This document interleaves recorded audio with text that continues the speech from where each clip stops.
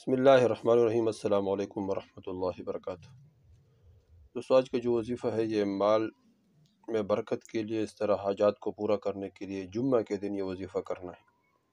اگر رمضان کے جمعہ میں یہ وظیفہ کیا تو اس میں بہت برکت ہوگی، کیونکہ رمضان میں ہر چیز، ہر عمل کی قدر و قیمت بڑھ جاتی ہے۔ اس طرح حدیث شریف میں آتا ہے، بندہ نفل پڑھتے ہے تو اس کا اجر فرض کے برابر ملتا ہے، بندہ فرض پڑھتا ہے تو اس کا اجر 70 فرضوں کے برابر مل جاتا ہے۔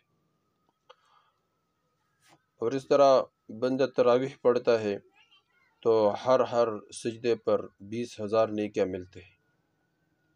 روزہ میں اللہ جل شانہ انسان کے روزہ کی حالت میں ہر دعا کو قبول فرما دیتے ہیں۔ فرشتوں کو فرماتے تم اپنے عبادت چھوڑ دو اور روزہ دار کے دعاؤں پہ آمین کہو۔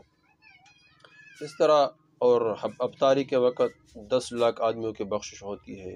قیامت کے دن سارے لوگ پریشان ہوں گے، اور یہ روزے والے، یہ روزہ دار قیامت کے دن اللہ جل شانہ کے عرش کے سائے کے نیچے ہوں گے، دسترخوان بچھے ہوئے ہوں گے، اور وہ اللہ جل شانہ کی نعمتیں کھاتے رہیں گے۔ تو اس طرح اللہ جل شانہ فرماتے حضور صلی اللہ علیہ وسلم کی حدیث میں کہ یہ روزہ میرے لیے ہے، میں اس کا خود اجر دوں گا۔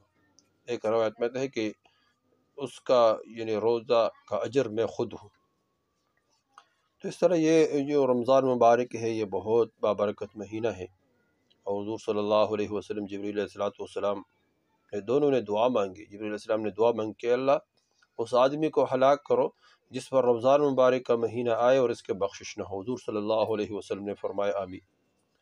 اس کا مطلب یہ ہے کہ انسان اتنا کم ظرف اور اتنا گر جاتا ہے کہ رمضان مبارک میں بھی اتنا اعمال نہ کر سکے جس کی وجہ سے انسان کی بخشش ہو جاتی ہے۔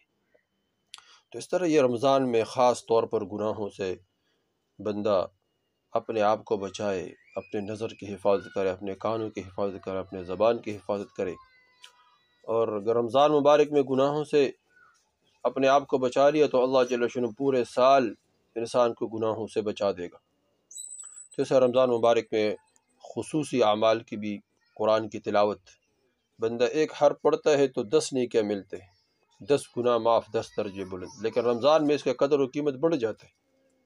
اس طرح رمضان مبارک میں ہم قرآن کی تلاوت کریں۔ حضور صلی اللہ علیہ وسلم نے فرمایا 4 چیزوں کی بہت کثرت کیا کرو، ایک لا الہ الا اللہ، اور دوسرا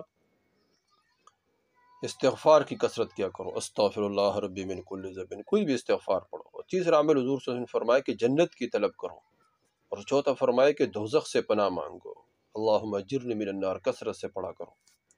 اور جنت میں بھی حضور صلی اللہ علیہ وسلم نے فرمایا کہ تم اللہ سے جنت الفردوس مانگو، اللہ سے مانگو گے تو جنت الفردوس مانگو۔ تو سر یہ تمام اعمال ہے رمضان مبارک میں، یہ خصوصی طور پر کیا جائے۔ اور رمضان مبارک کے جو جمعہ ہے یہ بھی بہت بابرکت دن ہے، تو اس جمعہ کی نماز کے بعد اگر یہ وظیفہ کیا جائے تو انشاءاللہ اللہ جل شانہ روزی کی تنگی دور فرمائیں گے، حاجات کو پورے فرمائیں گے، ضروریات حاجات اللہ جل شانہ اپنے غیبی خزانوں سے پورے فرمائیں گے۔ اللہ روزی وہاں سے دے گا جہاں انسان کے وہم اور گمان بھی نہ ہو۔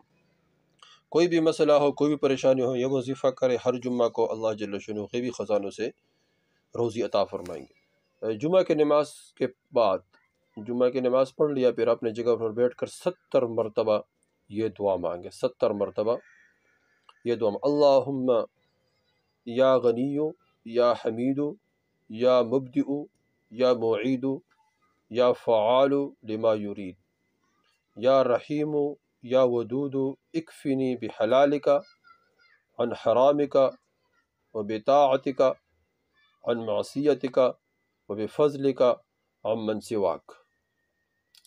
جمعہ کی نماز کے بعد اپنے جگہ پر بیٹھ کر 70 مرتبہ یہ دعا پڑھے، انشاءاللہ اس کے بعد دعا مانگے، اللہ وہاں سے روزی دے گا جہاں انسان کے وہاں